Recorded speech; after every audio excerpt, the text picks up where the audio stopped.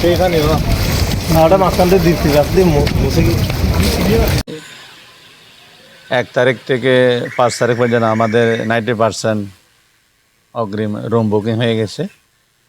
এছাড়া আমাদের অন্যান্য আউটলেট যেগুলো আছে সেখানে আমরা পর্যটকদের জন্য প্রস্তুত রাখছি।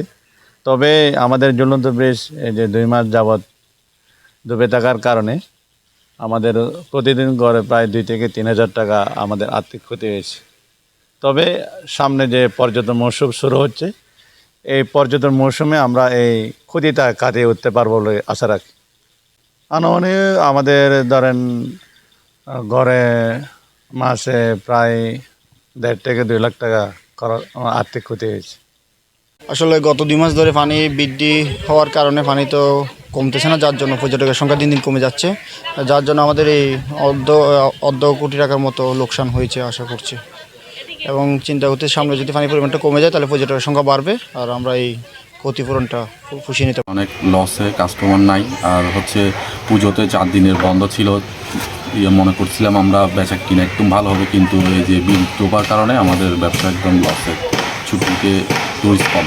ঝুলন্ত সেতুতে পানি, এতে করে রাঙামাটিতে টুরিস্ট আসে কম আসতেছে, এসে একটু হতাশ নিয়ে ফিরে যাচ্ছে।